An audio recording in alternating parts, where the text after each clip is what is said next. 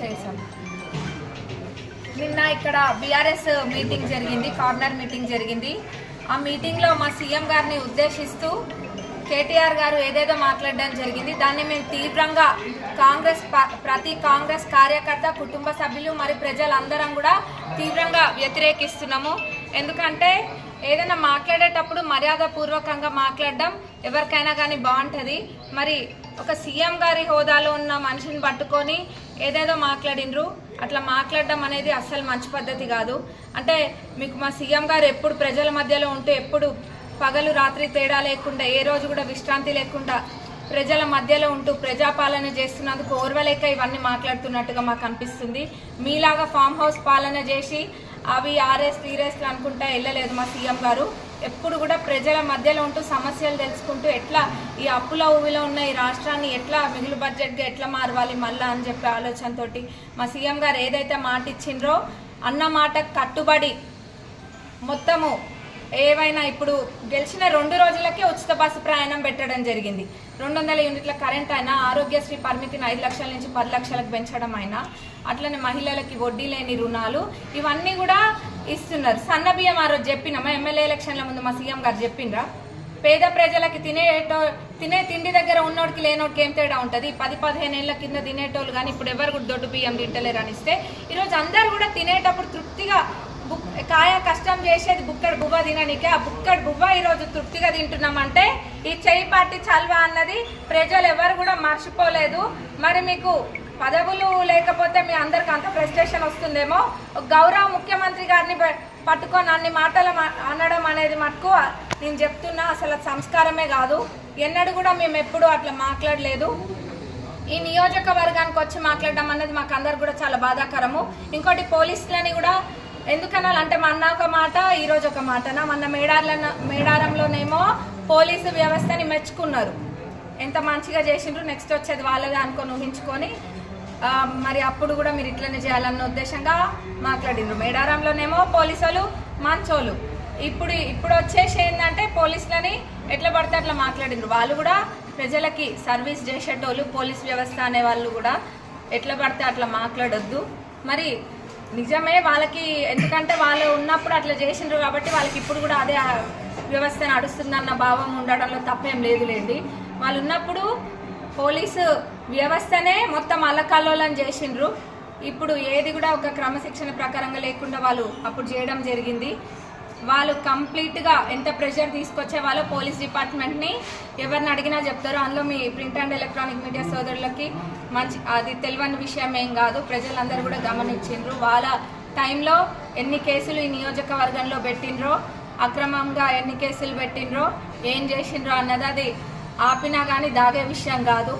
అది ప్రజలే చెప్పడం జరిగింది స్వయంగా. నాకు కూడా పొద్దున్నే కూడా ఒక తండకి పోయినా, ఆ తండలో కూడా అది ఎర్రసోముల తండ అనుకుంటా, ఆ తండకు కూడా పోతే అక్కడ వాళ్ళ ఎవరైతే ఒక మనిషి చనిపోయిందో దానికి ధర్నా చేస్తే వాళ్ళందరినీ కూడా తండోలను కొట్టించి వాళ్ళ మీద కేసులు పెట్టించిండ్రు. మరి కేసులు పెట్టించే బుద్ధి ఎవరికి ఉందన్నది వాళ్ళకే తెలియాలి. అవన్నీ పక్కన పెడితే మటుకు మా ముఖ్యమంత్రి గారిని అంటే మటుకు ఎవరు ఊరుకునే పరిస్థితుల్లో లేరు ఇక్కడ ముఖ్యంగా. ఎందుకంటే మా ముఖ్యమంత్రి గారికి ఒక్కటే ధ్యేయం ఏంటంటే తెలంగాణ ప్రజలందరూ కూడా బాగుపడాలని. అప్పుడు వాళ్ళ లెక్క బంగారు తెలంగాణ అని చెప్పి బంగారం అంతా వాళ్ళ ఇంట్లోనే పెట్టుకున్నట్టు కాదు.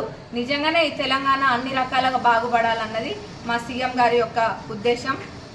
అవును, గతంలో మీరే ఉన్నారు మరి మున్సిపాలిటీ మంత్రుల లెక్క, మరి ఏం చేసిండ్రో మీరు అన్నీ చేసి ఉంటే మరి ఇప్పుడు ఇంకా చేయాల్సింది ఎందుకు ఉంటుంది అన్నది కూడా ప్రజలు అడుగుతున్నారు.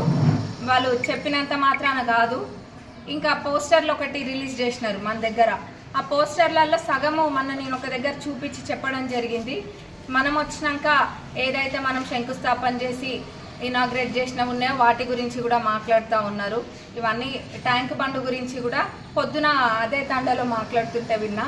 ట్యాంక్ బండ్ కంట 4 కోట్లు పెట్టినారంట. మరి 4 కోట్లు పెడితే 8 ఏళ్లలో ఒక మంత్రి హోదాలో ఉండి కూడా అది ఎందుకు కాలేదని అడుగుతున్నాము. ఆ ట్యాంక్ బండ్ పిల్లర్లు లేపు వదిలేసినది అందరికీ, తొర్రూరు ప్రజలందరికీ కళ్ళు లేవా, కనిపించట్లేవా? అదైతే నేను అబద్ధం చెప్పేది ఏం లేదు కదా.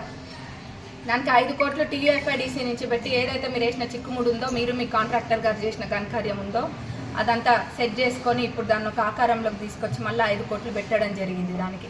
ఇట్లా ఇంకా చెప్పుకుంటూ పోతే ఎన్నో ఉన్నాయి. వీళ్ళకి మహిళలు బస్ ఎక్కిపోతుంటే కూడా ఓర్వలేరు బీఆర్ఎస్ వాళ్ళు.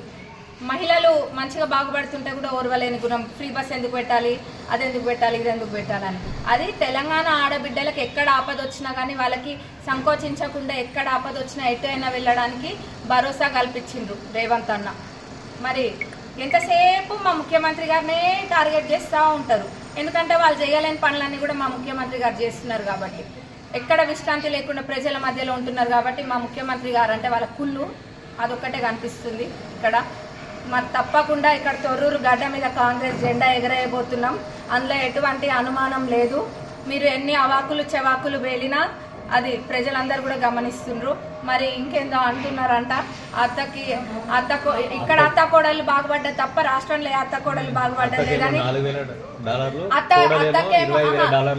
అత్తకేమో 4,000 కోట్లు అంట, కోడలు అంటే నాకేమో 2,500 కోట్లు అంట. అన్న జరేడునే చెప్పరా, అదే చెప్తే అవి మరి ఒక 1,000 కోట్లు పెట్టి అందరికి ఇక్కడ హాస్పిటల్, గుడి, బడి అన్ని ఏది కావాలంటే అది కట్టిస్తా. మేము తినే తిండి కూడా అమెరికా నుంచి మా సంపాదన ట్యాక్స్ పెయిడ్ అమౌంట్ ఇక్కడ మళ్ళీ అదే అమౌంట్ తెచ్చుకొని మేము తినే తిండి కూడా నెల ఖర్చులు కూడా మేము అక్కడి నుంచి తెచ్చుకుంటున్నాం. అది ఇక్కడ మాకేం బిజినెస్లు లేవు, అన్నీ కూడా అక్కడున్న బిజినెస్లలో ట్యాక్స్ పెయిడ్ అమౌంట్ తెచ్చుకొని ఇక్కడ బతుకుతున్నాం మేము. ఇక్కడ బిజినెస్ లేదు, ఇక్కడ ఏమి మీ లెక్క దందాలు చేసుడు అయితే మాకు అది ఆ థాటే ఉండదు, అది ఎట్లా ఉంటుందో కూడా తెలియదు. మరి మీరు అట్లా ఉత్తగా అంటే జనాలు కూడా అర్థం చేసుకోలేనో లేం కాదు. జర ఉంటే మటుకు చెప్పండి అన్న, ఏడున్నాయో నాకు తెలుసుకుంటే మంచిగా ఉంటుంది కదా, ప్రజలకి కొన్ని ఇద్దాం చేద్దాం. మా ముఖ్యమంత్రి గారిని మటుకు ఇంకొకసారి ఈ తొర్రూరు గడ్డ పైన కాదు ఎక్కడ ఎవరేమన్నా కానీ ఊరుకునేదే లేదు. అందరికీ నమస్తే, దిస్ ఈజ్ కరాటే కళ్యాణి. మీరు మంచి న్యూస్ చూడాలన్నా, మంచి విషయాలన్నీ కూడా తెలుసుకోవాలనుకున్నా కూడా ప్లీజ్ సబ్స్క్రైబ్ వి ఛానల్. హలో అండి, వీటీవీ సబ్స్క్రైబ్ చేయండి. హాయ్ అండి, this is actor Suman. So వీటీవీని లైక్ చేయండి, షేర్ చేయండి, సబ్స్క్రైబ్ చేయండి. Hi hello, I'm Sasirekha, miss India.